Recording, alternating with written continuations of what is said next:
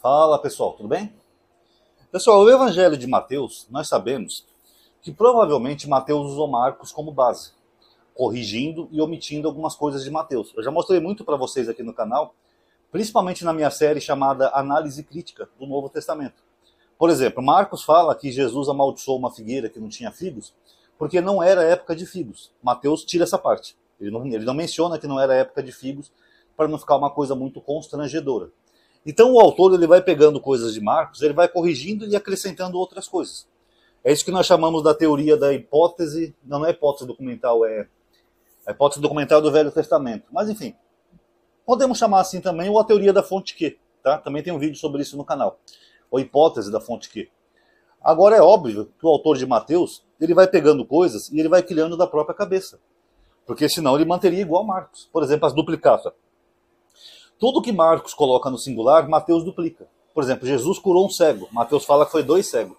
Jesus curou um leproso, Mateus fala que foram 2 leprosos. Jesus encontrou um endemoniado lá naquela ilha, lá onde ele foi lá na Decápolis. Mateus fala que foram 2 endemoniados. Jesus entrou com um jumentinho em Jerusalém. Mateus fala que foram 2 jumentos. Que é até humanamente impossível. Como é que você vai entrar com 2 jumentos em Jerusalém? Eles colocaram um jumento em cima do outro? Ou Jesus ficou com as pernas abertas, assim, com uma perna no jumento e outra perna no outro? Mas só aí você vê que não é uma história real, né? São duplicatas. Mas tem 3 passagens de Mateus que eu acho muito interessante, que é meramente invenção do autor. E é engraçado que as pessoas têm na Bíblia, né, passagens que são falsas, mentirosas, e mesmo assim elas acham que a Bíblia é a verdade. O que é completamente impossível, né, pessoal? Eu vou começar aqui logo no capítulo 2 de Mateus, que é a matança dos inocentes, ó. Eu vou ler a partir do versículo 16. Então Herodes, percebendo que fora enganado pelos magos, ficou enfurecido e mandou matar em Belém e em todo o seu território, todos os meninos de 2 anos para baixo, conforme o tempo que havia se certificado com os magos. Então cumpriu-se o que fora dito pelo profeta Jeremias. Ouviu-se uma voz em Ramá, choro e grande lamentação. Raquel chora seus filhos e não quer consolação, porque eles já não existem. Essa profecia aqui de Jeremias, pessoal, quando você vai lá em Jeremias, Jeremias fala isso mesmo. Raquel chora seus filhos porque eles não existem. Só que no versículo seguinte, Jeremias diz assim, porque eles foram levados para a terra do inimigo, mas eles retornarão. Do que Jeremias está falando, hein, pessoal? Que haveria uma matança de inocentes? Não. Jeremias está falando que os judeus seriam levados para outra terra e eles retornariam. Então, ó, Raquel chora seus filhos, porque eles não existem. Não existem onde? Na terra de Israel. Mas eles retornarão, dando a entender que os judeus retornariam para Israel. O que isso tem a ver com matança de inocente, hein, pessoal? Nada. Fora que aqui essa passagem, ninguém mais percebeu isso, né? Nem Lucas, nem João. Só Mateus que relatou a matança de inocentes. Cadê as fontes talmúdicas que falam isso, ou as fontes históricas que mencionam essa maldade que Herodes fez? O Talmud não traça uma linha sobre isso. Filo de Alexandria, que vivia nessa época, também não menciona nada. Joséfo, que relatou os relatos importantes do seu povo, também não menciona nada disso. Lucas, que é outro evangelista, ele chega a dizer que Jesus, ao 8º dia, ele estava em Jerusalém para ser circuncidado, conforme a lei de Moisés. Cadê a matança em Lucas? Eu sei que vem sempre aquelas pessoas dizer que a passagem de Lucas e de Mateus tem 2 anos de diferença, é um blá blá blá, sabe? Que eu nem respondo mais esses comentários estúpidos, porque aqui Mateus está dizendo que foi assim que Jesus nasceu. Mas eles conseguem dar um intervalo de 2 anos para tentar matar essa contradição. Mas o fato é que Lucas fala que Jesus estava em Jerusalém, sendo circuncidado ao 8º dia, conforme a lei de Moisés. Como é que ele estava sendo circuncidado e fugindo para o Egito ao mesmo tempo? E outra, nem os biógrafos que escreveram sobre Herodes mencionaram nada disso. Por exemplo, uma pessoa que falou de Herodes foi Suetônio, né, na sua obra Os 12 Césares e tal. Ele menciona Herodes, mas não menciona nenhuma matança aqui de inocentes. Tácito, Plínio, o próprio Flávio Joséfo, que é historiadores da época, não mencionam nenhuma matança em Jerusalém. E as fontes judaicas também não mencionam nada. E aí, como é que fica essa passagem aqui? É meramente uma invenção do autor, porque ele quer fazer uma tipologia com o que aconteceu com Moisés. Segundo o Êxodo, né, quando Moisés nasceu, o faraó do Egito mandou matar as crianças hebreias, aí a mãe de Moisés colocou Moisés no cesto, colocou no rio Nilo para salvar o menino. É a mesma coisa, ele quer fazer uma tipologia com Moisés, para dar a entender que Jesus é um novo Moisés. Ó, pessoal, assim como Moisés se salvou da matança lá dos inocentes, Jesus também se salvou. O que eles não explicam é como é que João Batista se salvou, né? Porque aqui fala em todo o seu território, como nós acabamos de ler. Como é que João Batista se salvou? Bom, aqui em Mateus 17, pessoal, tem uma outra passagem curiosa que diz assim, a partir do versículo 24. Quando chegar a Cafarnaum, vocês perdoem que eu estou falando com uma certa dificuldade, algumas palavras têm ficado difíceis para mim, tá? Eu extraí meu último dente na sexta, né, que eu estou fazendo um tratamento odontológico pelo SUS, mas dessa vez foi muito difícil, pessoal, foi 1h30, infeccionou, ainda está infeccionado. A minha próxima consulta é na sexta agora, mas está difícil, viu, tratar os dentes.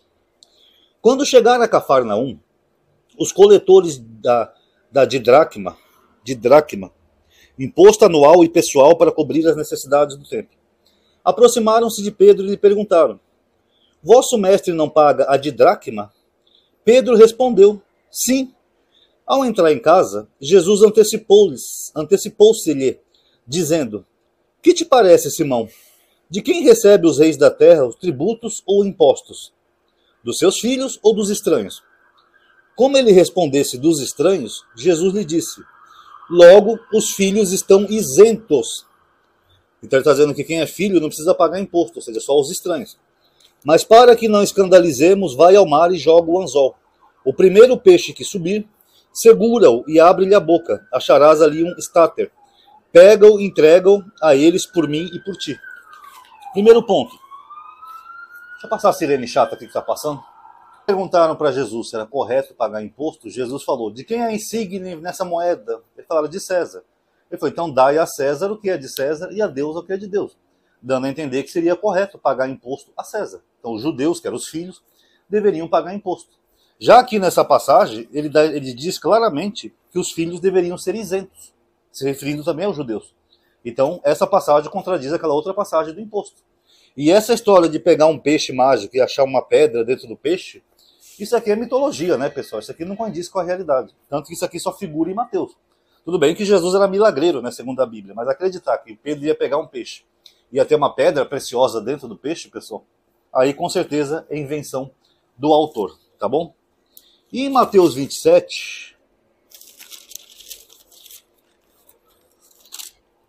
a crucificação de Jesus, quase a crucificação inteira é fictícia, tá? Daria para fazer até um vídeo só sobre isso. Mas aqui...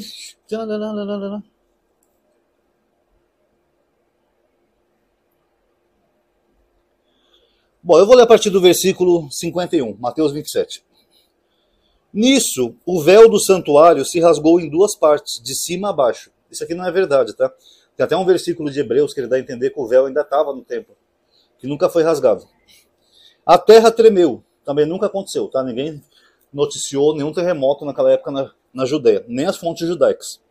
E as rochas se fenderam. Abriram-se os túmulos e muitos corpos dos santos falecidos ressuscitaram, ou seja, voltaram à vida. E saindo dos túmulos após a ressurreição de Jesus, entraram na cidade santa. Tem gente aí, inclusive judeus messiânicos, que fala aqui que ressuscitar é que eles só levantaram, ó, teve um terremoto, os corpos caíram dos túmulos. Mas aqui fala que eles andaram, ó, eles entraram na cidade santa aqui, ó. Ó, e saindo dos túmulos, após a ressurreição de Jesus, entraram na cidade santa, e foram vistos por muitos. Quem que viu isso, pessoal? O centurião e os que com ele guardavam a Jesus, ao ver o terremoto e tudo mais que estava acontecendo, ficaram muito amedrontados e disseram: de fato, esse era o Filho de Deus. Esse aqui é o Walking Dead judeu, né? Segundo ele, depois que Jesus morreu, teve trevas, que ninguém também narrou trevas naquela época, poderia ser até um eclipse, mas ninguém viu. Era até improvável, né, que houvesse um eclipse, porque eclipse só ocorre quando tem lua cheia, se não estou enganado. Que é quando lua cheia não, perdão, lua nova, que é quando a lua passa em frente ao sol. Terremoto, ninguém relatou nenhum terremoto, nenhum historiador nessa época. Tem até um historiador chamado Júlio Africano, que relatou um terremoto na Judéia, mas que não bate com essa época de Jesus. E Mateus fala que os mortos ressuscitaram e saíram andando, né, até Jerusalém. Cérebro, queremos cérebro. Por isso que o cristão não tem cérebro. Os zumbis comeram todo. Mas enfim, quem que viu mortos levantando em Jerusalém, pessoal? Diz aí. Nem os outros evangelistas, nem Paulo, nem ninguém, nem as fontes judaicas. Como é que Mateus escreve um absurdo desse? Pior, não dizem que Jesus é a primícia dos que dormem? O primeiro a ser ressuscitado? Segundo Mateus, não. Essas pessoas ressuscitaram antes de Jesus. E aí, como é que fica? E o que aconteceu com essas pessoas? Foram para casa? Foram viver sua vida normalmente? O que aconteceu? Então só aí a gente vê, pessoal, que é uma passagem falsa. Não é uma história real. Você acha que se tivessem mortos levantando em qualquer lugar do planeta, isso não seria notícia no mundo inteiro? Mas só figura em Mateus. Só aí a gente vê a credibilidade do autor, né? O autor cria historinhas da cabeça dele para fazer meras tipologias e as pessoas acreditam que estão lendo um livro real e verdadeiro ou até histórico. Aí é complicado, né, pessoal? Então isso aí, pessoal. Quem gostou, por gentileza, dê um like no vídeo. Ativa o bendito sininho. Considere entrar nas listas de aviso que eu tenho. Não é grupo, tá? Tô cansado de gente querendo entrar em grupo. Daqui a pouco eu vou ter que fazer um vídeo explicando que não tem grupo. Porque as pessoas insistem nisso. É complicado. Comente também com a sua opinião. Compartilhe o vídeo com seus amigos. Muito obrigado a todo mundo aí que assistiu. Paz a todos.